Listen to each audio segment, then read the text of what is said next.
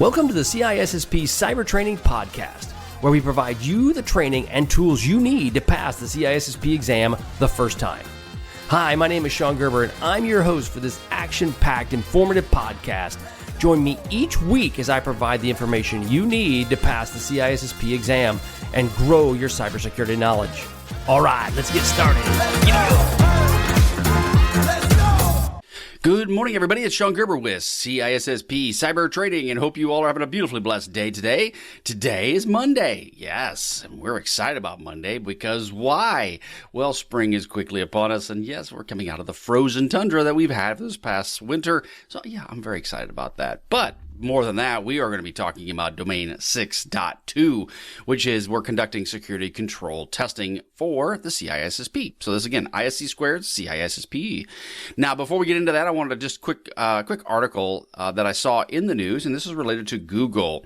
I know as we've talked about in the past, I've kind of get a little bit deeper into AI and ML as it relates to what I do on the consulting side of the house, and just kind of wanted to get to really understand it a bit better. And as it comes down to security, right, one of the big factors we have to consider around ML and AI is how is that going to be impacted with the changes? Because we're seeing this change over and over. And I was reading an article just kind of prepping for today that Microsoft is pretty much all bought in on AI and ML as the future of the company. The company just turned 50, I guess, this week or last week. Sometime, it's getting older, right? I remember when Microsoft first came out, and that just shows how old I am. But the point of it is that it's changing its paradigm, and it's hanging its hat on the AI and ML revolution. Now, in this article that came out from Google, it's basically Google's open source security team, their GOS team. They're working with NVIDIA and also HiddenLayer under their overall foundation. And the goal is to create better security related to AI and ML. And so this is an important factor for you all as you guys are studying for your CISSP and you become security professionals. The AI and ML, if Microsoft is going all in, you're seeing it in Google, you all are going to have to know it in some sense. And you're going to have to know a deeper level of it than just kind of, hey, it's out there and I just kind of understand it.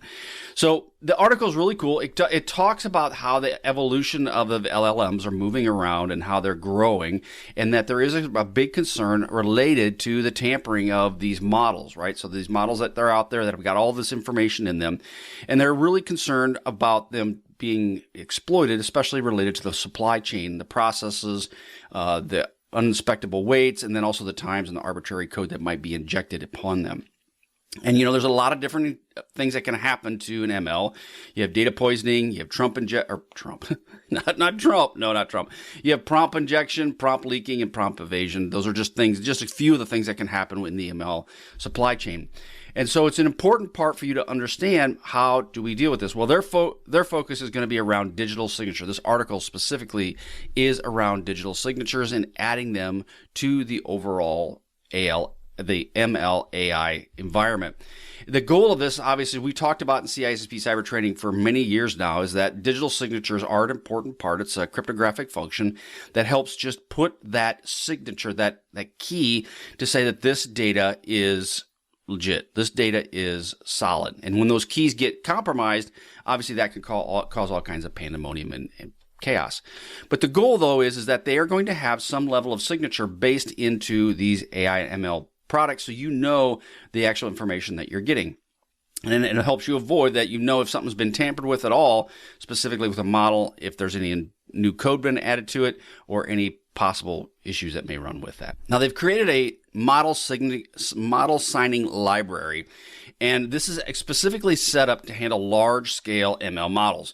So as we know, in many cases, we're starting small, but as this overall capability grows larger and larger over time, these models are going to be extremely big, and they already are large, right? But they're going to get even bigger as time goes on. So it supports signing models that are represented in directory trees, obviously, and then it provides command line utilities for signing and verifying your model signatures as well. So it's a really good article about how these signatures can potentially be added to your ML environment. It walks you through, the article does, around the different types of injection aspects. There's a white paper they have on AI supply chain integrity. All of those things are in here. It's a really good article. It kind of goes from fruit to nuts in everything that you could possibly see as it relates to dealing with digital signatures and the AI ML environment. So I highly recommend you go read it. Again, it's on Google's security blog. The name of it is Taming the Wild West of ML. Practical model signing with SigStore. And again, this is something that's I think is really important for you all to kind of start understanding and getting a good grasp of how this works within your environments. Okay, so let's get started about what we're going to talk about today. Okay, so we're going to be talking about Domain 6, conducting security control testing. And again, this is all tied back to the CISSP, the ISC squared manual. If you go to CISSP Cyber Training, you can get access to all this content that's out there. You get access to my free content, as well as you can get access to all of the videos, all of the audio, everything that I've put together related to the ISC squared CISSP. And you can get access to my blueprint. My blueprint is amazing, and I'm not just saying that because I made it. Not just kind of, sort of. But no, it's actually going to step you through step by step what you need to do to study for the CISSP and help you get prepared for it. It's going to give you everything you need to do day 1, day 2, day 3, day 4, and it's going to help you with that overall process, because just going out and I got overwhelmed with the CISSP because it was just so much content, and then trying to understand it all. I go through and I give you a step-by-step process by even the videos, the content, the books, everything is all there laid out for you specifically. So you can go to CISSP Cyber Training, purchase one of the products that I have, and that will give it to you immediately. So you won't even have to wait for it. All right, so let's get into what we're going to talk about. So again, Domain 6.2, one of the things around this is that of 6.2 is to validate the security controls that are correctly implemented when you're functioning functioning as you planned on. And again, this kind of comes back to the article we talked about before we came into the old training, is it's imperative that you have these security controls in place. You also understand how you're going to validate the overall security, if it's through digital signatures or other form or method. And this helps to ensure that your system is secure, compliant, and resilient to emerging threats. And I think that's one of the biggest factors people need to understand as security goes on. It's about resiliency. And I'm talking with some clients, and they get the whole security piece, and they've done it for years. They got it. The part that they're missing in some cases is the resilience behind it, is that in today's world, it's incredibly challenging to try to operate when a piece of ransomware that gets put into your environment can basically disrupt your operations and cause you millions and millions of dollars on a daily, if not minute by minute basis, depending upon what kind of business you are operating in. All right, so we're dealing with security control testing. There's different types of security testing. We have security assessments, security testing, security audits. Now, these are some various types that are out there. Your assessments are typically a high-level evaluation to determine whether your policies and everything else, your controls you have in place, are already there and they meet your company's risk tolerance profile. So I did personal assessments. I'd bring in third parties to help me do assessments, but they are just a high-level evaluation. Hey, is the stuff there that's supposed to be there? Security testing is when you do a technical assessment on specific controls. You may bring in a pen tester. You may bring in maybe even just a third party, but they are looking at specific security controls through a technical means, and they're going to determine if that is sufficient for your organization. They're looking at authentication, encryption, access enforcement. All of those pieces are part of the overall security testing mantra. And then security audits. These are formal reviews performed by maybe your second and third line defense if you're in third line defense if you're in the banking industry, and they are there to help you understand, is that set up specifically to protect your organization? Now, are you in compliance with internal and external regulations and standards? Are you meeting those?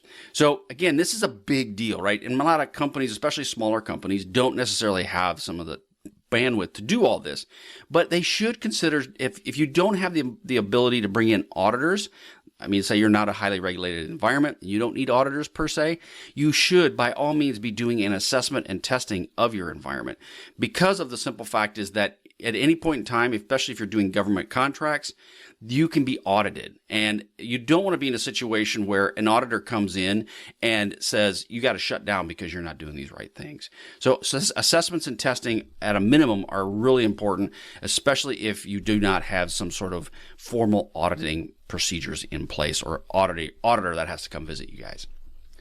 So one of the things about vulnerability assessments, this is a systematic process to identify and categorize weaknesses in systems or networks before they're exploited. It's understanding what's going on in your environment before you have a problem, right? Now, these can be done in different ways. You have network-based, where you're basically looking for any sort of open ports, weak protocols across the network perimeter or internal segments. And that is something that should be done on on a routine basis, monthly, if not more sooner than that. And that's you're looking for any sort of issues that you may have within your organization. Host-based, this is where you're looking at the device itself, your mobile devices, your laptops, your servers, your desktops, if those even exist anymore. All of those pieces, you need to make sure that you are doing configuration, software, patch status, all is being updated and managed.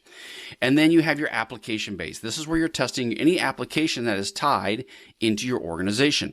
You're looking for flaws such as SQL injection, cross-site scripting, insecure APIs. All of that is based on the vulnerabilities that you may find within your network. So you have your network-based, host-based, application-based, and then if you have time, and if you have or maybe depending on if you have a large wireless environment, wireless assessments. Now I will say in many cases, these get put to the back burner, and they probably shouldn't be, because a lot of shadow IT occurs because of wireless that's out there. I've personally had it many times where I've had remote facilities, people would bring in hotspots and use them. And this evaluates the wireless footprint for rogue access points, weak encryption, and then potentially any sort of broadcast leaks that are out there. So you have network, host, application, wireless. Okay, those are some of the key factors that are occurring. Now, some common tools, I'll kind of get into some of those, but you have Nessus, OpenVAS, you have some other ones that are out there available.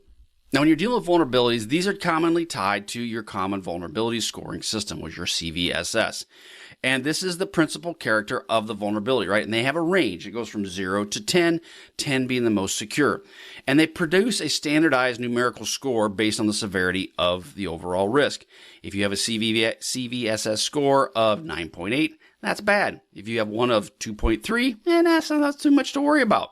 Now, again, granted, every vulnerability is something that could lead to something else. So a 2.8 could lead to a 9.9 or a 10. But in reality, you have to weigh. There's so many vulnerabilities that can occur within an organization. You have to weigh which ones are you going to fix and which ones are you going to go after. And most people do a whack-a-mole where they go after the CVSS of 10 or 9s, but in reality, you just have to really understand the architecture of your environment to know, could that lower risk lead to a much higher one in the future. Vulnerability scans, these are automated valuation systems. They basically are looking for the applications, different types of connectivity in your environment, and then you set those, like we mentioned, on a routine basis. You can set them on monthly, you can set them on weekly. It just really comes down to what your company wants to do.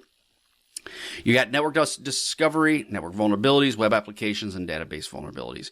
All of those can be set up specifically based within your organization. Again, the application may be a database one. Your web application may be, figure out if it's externally facing or if it's internally facing. That will also determine, understanding your architecture, what kind of effort do you put into it. If you have a critical application that has high vulnerabilities on it that's externally facing, that's sitting out in your DMZ, that would be a much bigger problem than if it's sitting inside your network and everybody sees it, but it's still behind your outer layers of protection within your organization. Now, a network discovery scan. Now, these are different types of activities that will occur with this, but again, you're looking for open systems and ports. I will say a lot of companies have very little knowledge around their network assets. And the reason is people will stand them up without them really even having a true understanding of what's being stood up.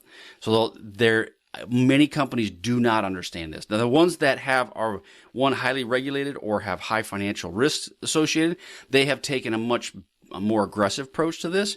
But if they don't have those aspects where obviously if they go down, they will lose money. But if they don't have a regulatory requirement forcing them to have some of this information, a lot of times it's not sexy. Nobody wants to do it. So what do? They move on to the next thing.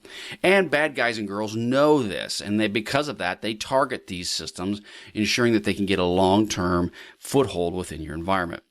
Now, there's various types of scanning options available. You got TCP SYN scanning, you got Connect scanning, you got ACK scanning, and you got Christmas scanning, which I like because everything lights up like a Christmas tree. But you have different types of scanning options that you have. If you're going to be doing scanning within your environment, highly recommend you understand the IP addresses that you're scanning. Do not if you do not know those, do not just go out and start kicking the scanner on. 2, understand that what a scanner can do to your network and how it can affect it. And then 3, make sure people are aware that you are actually doing this, because it can cause all kinds of pandemonium and chaos, and people can go, we're being hacked, and you're actually doing it to yourself, and people freak out. So you got to make sure that your T's are crossed and your I's are dotted before you do start doing any sort of scanning options. Now, web vulnerability scanning, this scans for vulnerable web applications on the internet. It's usually the first line that is attacked, right? Everything that's out there that's facing everybody is usually the first thing people go after. This can provide a lot of data. We would usually go after these systems, and just because they weren't vulnerable, I could get a lot of information from just sending queries to these different systems and getting information back. They are, in many ways, the keys to enter into your business. That's the first line of defense. And if you, for some reason, don't have a way in from these external facing ones, they can create a huge reputational damage to your organization if they're hacked, defaced, shut down. Especially a lot of third parties will use these externally facing applications. This is where data is coming and going. If you go and you hack them and then all of a sudden you realize that it was a server that your third-party agreements would go back and forth with, then you now could have a big reputational hit. And it could have some sort of financial impact to you as well. So you need to truly understand your environment. And this is where a good security architect understands architecture and what is set up within their network. You develop processes for scanning sites. This is lab production. And then you consider false positives that you can and do occur during this entire scanning process. There's a link to the OWASP scanning tool list, but bottom line is that your vulnerability scanning, web scanning, is an important part of any sort of organization, whether you have a web presence or not. A lot of times if an organization says, I don't have a web presence, but they actually do and they don't realize it, those are the really dangerous ones, because now there's no visibility into what's actually occurring in their network. Database scanning, again, this is typically where it will contain some of the most sensitive data to your organization. So this is, again, application scanning, knowing the application that you're working with. It's usually internal, most databases are, and then it's tied to many different types of web applications. Now, as everything is moving to a software as a service type platform, you now have a lot of this information is out in the cloud. So you really truly need to understand what you need to do within your company and how does this work. Now, some different tools available. You got Nessus, OpenVAS, and Qualys. Nessus is a highly used vulnerability scanner. It does look for a lot of different misconfigurations. I've used it. It works really well. It is expensive. It's not cheap. But it does look for missing patches, vulnerabilities, and across a wide range of different systems. You have your OpenVAS vulnerability scanner. It's basically designed to look for basic and advanced vulnerability detection. And then you have Qualys, and it's more of a paid product, and it does the same type of thing. All of them have done really well. I've used most of them. I've used Qualys and Nessus personally, and they do work well. The key thing is, again, you get all this information, it's great, but if you don't have a way to disseminate it, it can be extremely overwhelming. Now, there's some different types of security testing techniques. You have pen testing, and we talked about this briefly earlier about what is a pen test, right? Well, this is a controlled exploitation of a system's vulnerabilities, and typically it's used to target one or two small areas. You don't pen test your entire network. You focus on an area that you go after. You have black box, white box, and gray box testing. Your black box basically simulates an external attacker with no internal knowledge of the organization. They just come in, they're like Korea coming in, trying to get as much information as they possibly can. Your white box testing, this will simulate an internal threat actor with full access to documentation and source code. And then your gray box, this combines elements of both to simulate and semi-formal insider risk threat. So the ultimate goal, though, is that you have these different types of testing capabilities set up within your organization. Now, the different types of testing phases, you have for a pen test, you have your planning, which basically is you begin, what are you going to do? What is the scope? What are the rules of engagement? Then you're going to do your reconnaissance. This is gathering intelligence using passive and active methods. And that's where you're trying to get as much information as you possibly can to help you make your attack successful. If you don't do a good job in reconnaissance, you can come across like a person walking into a room with a pot and pan and a pair of wooden spoons and just banging on stuff. People will see you coming. So reconnaissance is an important part of what you're trying to gather for all this information. And then scanning and enumeration. This will identify live hosts, services, potential entry points. All of this will be done through your scanning and enumeration pieces. And then exploitation was where you actively leverage discoverable vulnerabilities to gain access, unauthorized access to an organization. This is where you exploit it. You got to be careful with exploitation, though, because when you do it, again, you could very quickly become the person with the pot and pan and the wooden spoon banging on the pots and pans. Post-exploitation, this is where you assess the impact, maintain access, and then you exfiltrate any sort of simulated data that you want. Again, this is where you have a really good conversation with who you're working with. You never, I repeat, never bring out data out of an organization that if you have not communicated with somebody on what that is. In many cases, you will pre-position data, so that way at the end of this engagement, when you're just getting ready to do the simulated data shipment out, this is your own data that you had pre-positioned there, that just to show, hey, if I ship this data out, what would happen to your system? Can you see me moving the data out?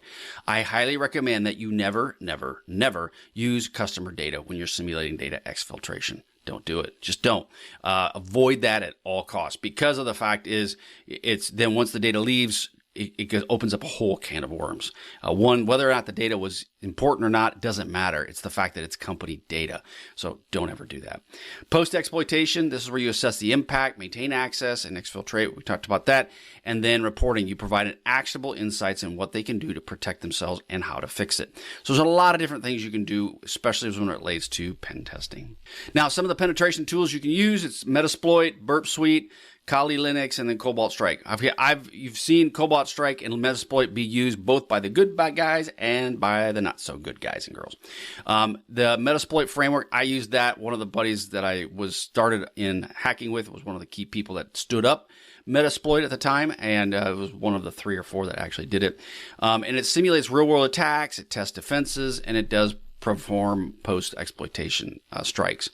Now, the Cobalt Strike you've heard been used a lot in one for red teamers user, but also it being used by the bad guys using it for their purposes as well. So there's a lot of different tools that you can use. Again, we talk about with Yoda, use your powers for good, not evil. Actually, I don't know if Yoda actually quoted that, but I use it. So use your powers for good, not for evil. It's an important part of the security testing plan. Now, log reviews. What is the purpose of log reviews? Well, these are like the most boring thing on the planet, and nobody likes to do them. So I would highly recommend if you can come up with an AI ML plan around log reviews, which I know a lot of security companies are doing, it's an important factor, and I think it would make you a lot of money.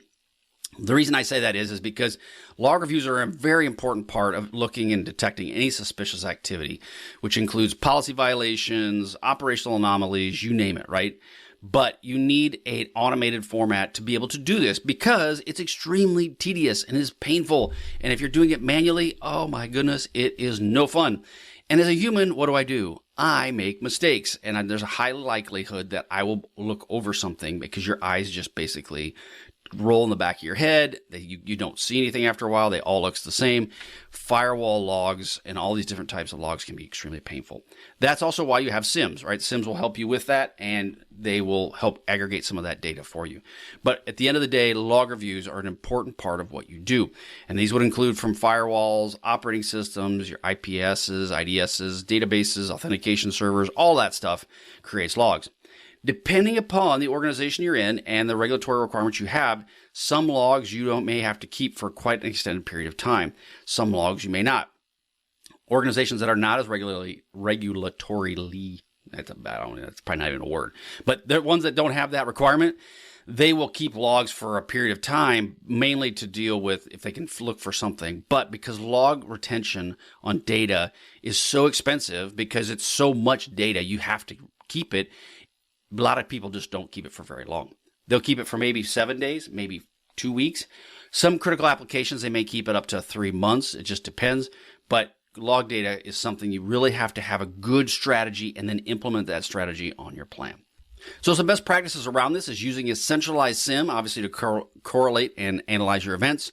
Ensure your logs are time synced with your network time protocols to maintain that they have the accuracy they need, and then review your logs for any failed login attempts and so forth. But again, I recommend some sort of automation behind this, but the logs you want to generate a report to give you an idea of what has actually occurred within your company.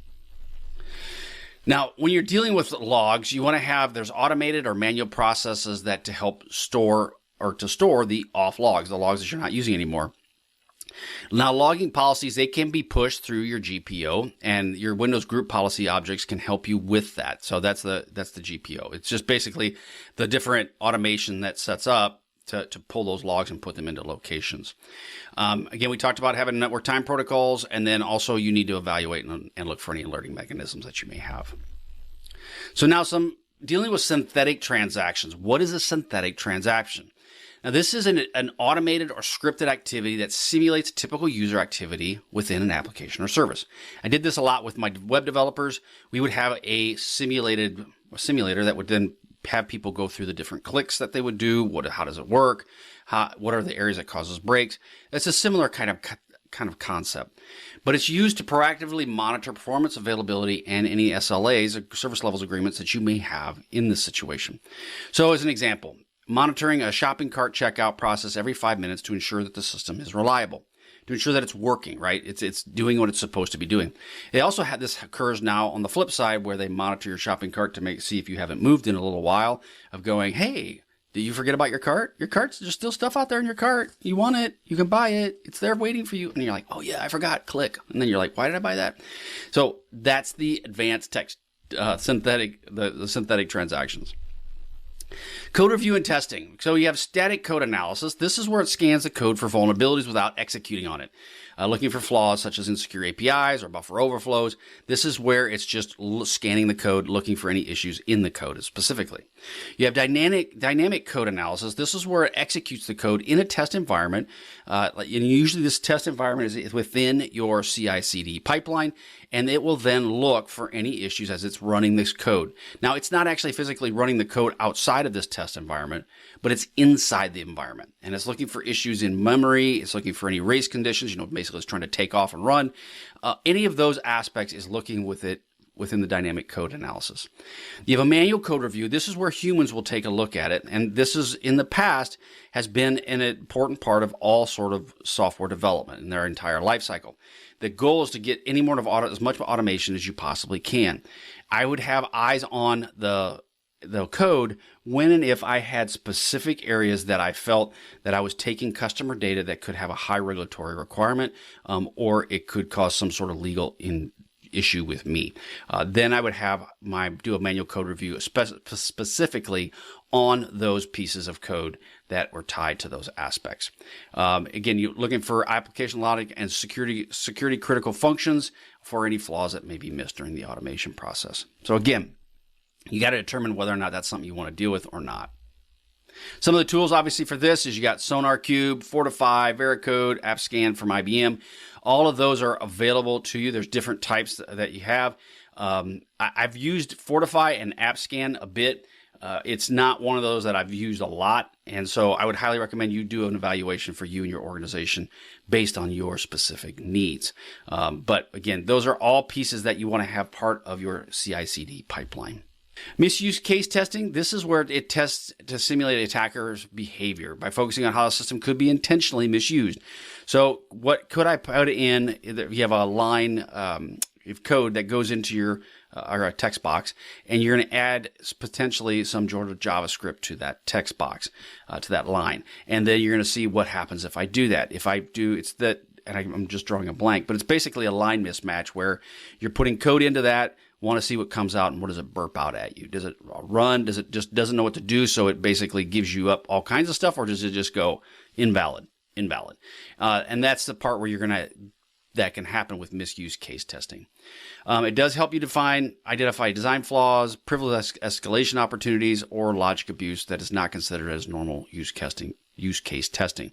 Any way that you're having a log on credentials, great place. So again, if you have limitations on where you can test, again, there's so many places you can test in this environment. If you have places that are limited on what you can do, where you can do, focus on the areas that would create the most damage to your organization. One is credential input output. If you're having sort of database queries, any area that would potentially return sensitive information, give out sensitive information, allow access to your organization, or query data or put data in something that could potentially deal with the confidentiality and more or less the integrity of the data itself. Test coverage analysis. The goal of this, though, is to how much of the code base or system functionality is actually covered by the testing efforts. So you're trying to determine whether or not all the logical paths and statements have been tested. That you're kind of trying to figure out, where is this code covered from zero to hero? Is it all there? Are there any security requirements that have been given to you through the agreements that you may have that have to have some sort of corresponding test with them as well?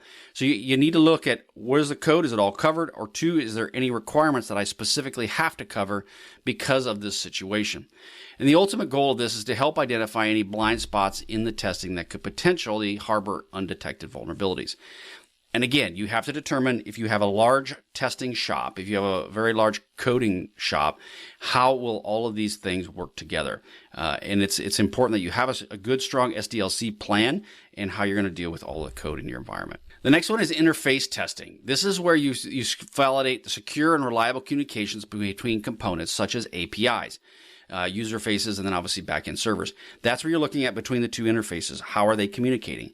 I'll beat this drum again over and over again. Interface testing with APIs is a crucial factor. And it's really that way. You need to set this up at the beginning, because you're going to be having, in many cases, API connections with third parties. You are transferring, in a lot of ways, sensitive data between these two parties. You need to have a strong API policy and a security plan when dealing with APIs, because APIs are so easy to connect and so easy to integrate within your organization that they real quickly can go from having a good control of something to having little to no control. You need to verify validation and session controls and error handling of these interfaces. You need to make sure there's no security controls or no security credentials that are inside these interfaces. APIs is a really good example of this, where folks are actually sharing stored credentials between APIs. So again, you need to test for insecure exposure to this data that's going through there. And again, highly recommend that you talk to somebody within your architecture team and make sure you have this pretty much buttoned up. So some of the tools are Postman, SOAP UI, and Fiddler. Again, these are different types of ways to help you track and deal with the different types of aspects. Postman, I know there's another one that I use and I can't think of it. I'm drawing a blank on it. But this one here is used for RESTful APIs, looking for security headers and input validation pieces to it. SOAP UI, this REST APIs, and it's supporting regression and functional testing. And then there's obviously Fiddler that deals with HTTP and HTTPS. So again, go check them out, see which ones work best for you and your company. So you have breach attack simulations. This is where there's a continuous and automated testing to look at your defenses, acting like a real-world emulation. So it's like a pen test in an automated factor. So it's HAL is acting as the pen tester, and they're bashing on the front door of your building, of your network. And it simulates malware, phishing, lateral movements, data exfiltration activities. All of those pieces are all built into this BAS. And again, it is a automated piece of equipment or software that will do this for you. It evaluates effectiveness and detection and response capabilities in real time. And so you put the BAS, you let it run, and then it's evaluating how do your people respond to its activities. I've never used one, to be honest. I might be a little bit old in this regard of saying it's a bit scary of letting something like this run automated on your network. I say you do this maybe potentially in a simulated environment where maybe you have a section that's off network that you're practicing on this, just to get your SOC teams up to speed on how to respond. I would say putting it on your production network would be, in my mind, to be a bit risky, but I've never used it. So maybe it works like a champ. and it will never ever give you any problems. Again, I kind of lean towards, I like to accept some risk in some cases, but in other cases I'm very risk averse, and putting anything on my business network that I don't have a true handle on, it makes me very risk averse, because I've seen things happen where it causes so much chaos and pandemonium that the years of building up trust within your organization can be exploded and destroyed within seconds, putting something like this out there. So just something to consider. So some different tools: Attack IQ, Safe Breach, and Simulate. These are all different types of BAS tools. Attack IQ is focused on the MITRE attack framework. Safe Breach is proactively validates organization's defense and looking for gaps. And then BAS, like Simulate, is across your email gateways, web gateways, and then obviously looking for any sort of lateral movement within your environment. Again, if you've used it, that is awesome. I'd love to hear from you all if there's someone that's used it and really liked it or had some issues with it, because I've never actually used it myself. Now, compliance checks. What is this? This is where you are verifying that your organization is relevant with the security policies, frameworks, and the regulations. So you may have a new policy that you put in place. How does this compliance check? Are you following your password policies? Do you put a framework in that you're utilizing? I will use an example of, in the financial industry, it's CRI, which is your Cybersecurity Risk Institute, has their own framework. It's tied to NIST. Are you following that? Are you following CRI? Are you following NIST?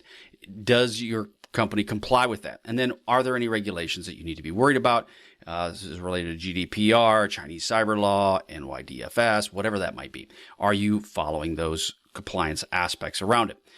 So you have different types. You have a system check, system configuration, which looks at the CISSP benchmarks and your STIGs that are out there, and is making sure, hey, are you meeting those baselines? Then there's a regulatory compliance aspects, which is looking for, like we mentioned earlier, PCI DSS, HIPAA, GDPR, and so forth. A lot of the tools that you can use will have some level of a compliance add-on. Obviously, you can see the tools with Nessus and OpenSCAP. I don't know how to say that other than that's what it is. And I've seen in both Nessus, we have a compliance module that you can use, and then it will help you determine, are you meeting some of the requirements around that. Again, it's designed to help guide you in this very convoluted and confusing manner in some respects.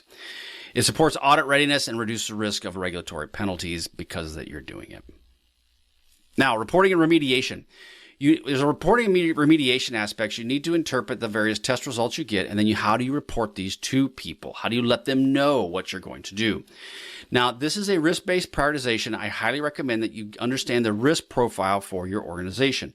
If you don't know what they are risk averse to and they are risk acceptance to, you need to really truly understand that, because any sort of result that you give back to them needs to be tied to risk to your company. If you have a company that doesn't have any external facing stuff and your risk comes back and says you're good, well, they're going to go, oh, see, we're good, we're awesome. You say, well, yeah, we only have one server, and that one server is patched and we don't do anything with it, and it doesn't touch the inside. So you're giving some sort of reporting of going, hey, we're awesome. Well, yeah, you're awesome, but you really don't have that much risk. If you have a full web environment and you're JP Morgan, and you have all kinds of stuff that's shared back and forth, Bank of America, yeah, your external web facing is much bigger risk than it would be if you were a manufacturing company. So you got to understand those results and make sure that people understand the risk that they're actually seeing. So you need to categorize the issues as low, medium, and high, or critical to streamline the remediation planning. You need to collaborate with development and IT teams to implement patches, reconfigure systems, and then deploy compensating controls. Document timelines, owners, and verification steps for each action. And then you need to have some sort of technical reports and executive summaries as well on all of these factors. So it's an important part of what you do is to provide this reporting and remediation piece. Now, there'll be security reporting. You have technical reports and you have executive summaries. So when you're dealing with these different types of reports, again, understand your audience. Knowing who your audience is an important part on any of these reports. You don't want to be giving something extremely technical to the CEO and expect he or she is actually going to understand what the heck you're talking about. So you need to understand your audience before you provide these executive summaries. And then make the information valuable. Don't just mash a button and say, oh, look, there's my report. It means nothing. You need to be able to filter through that information. If anything, if you give the report, have a summary at the beginning of saying, this is what you need to be worried about or concerned about, or this is what the good spot that we're in. Again, you have to be involved. Don't just mash a button and say the report is done. You have to have engagement with that. Continuous testing approach. This is where you integrate the automated security tests into your CI/CD pipelines to ensure that they're detecting them early in the development lifecycle, and then that you can, one, make those changes ahead of time. Now, depending upon how you are doing your development, if it's waterfall, agile, whatever that might be, spiral, you need to then build that into your overall development lifecycle that way. Shift left security. This will help catch flaws before they enter production. I mean, you hear this term used a lot. And what it really just comes down to is you detect it before it hits production, and that you can then get those things in place before the security aspects that hit production are limited and minimized. So you're just shifting the security piece. Because in the past, it used to be you develop, you have this product, then you put security on it, and they go, oh, well, there's issues. Now I got to go back to the development piece. This is where building security at the beginning, moving it left, is an important part in the security of your overall organization. And then security testing lifecycle. This is applying security testing at all stages of the development. This includes the design, development, and post-development stages. It includes threat modeling, static code analysis, and static use of static and dynamic code analysis, early detection, like again, moving it left. And then at the end, conducting pen tests, reviews, and compliance scans to validate the production and readiness of your overall plan. So again, there's a security testing piece that goes with that. It's an important part, and I think it's in domain 8. We get into the various levels of SDLC. But it's an important piece that you do, that you understand for your organization, especially when you're integrating security into your company. Again, we've talked about this stuff over and over again, but as you're studying for the CISSP, these are things that the CISSP is trying to inherently put into you through the questions that it asks, trying to have you think through these different topics. And that's why it's important that as the CISSP, you have so many years of experience, because their goal is that you've been exposed to many of these different pieces.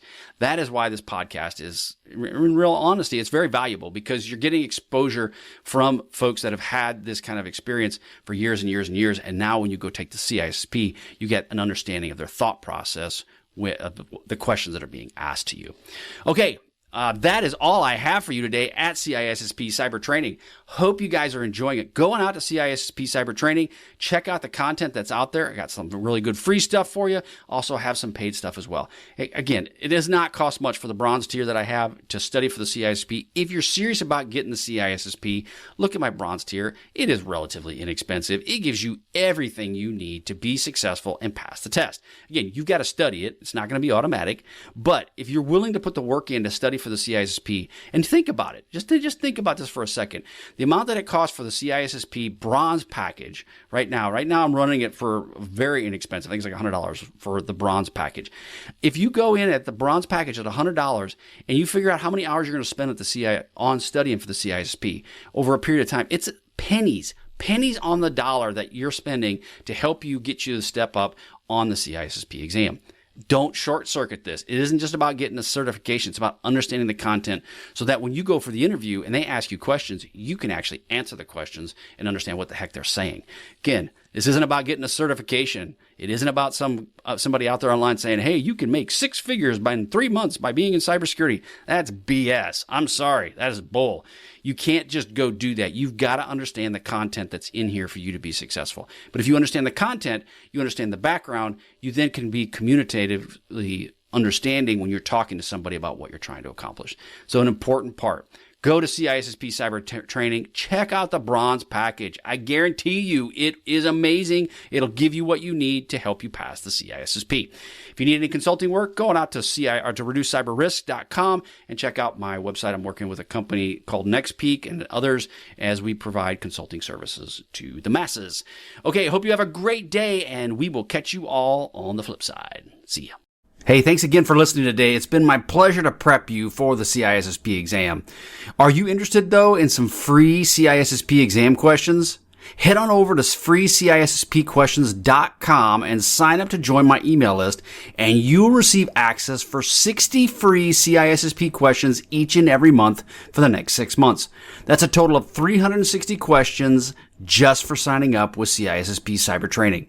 You'll also gain access to other free CISSP resources, so just head on over to freecisspquestions.com and sign up, or head on over to CISSPcybertraining.com and sign up today. Have a wonderful day, and we will catch you on the flip side. See ya.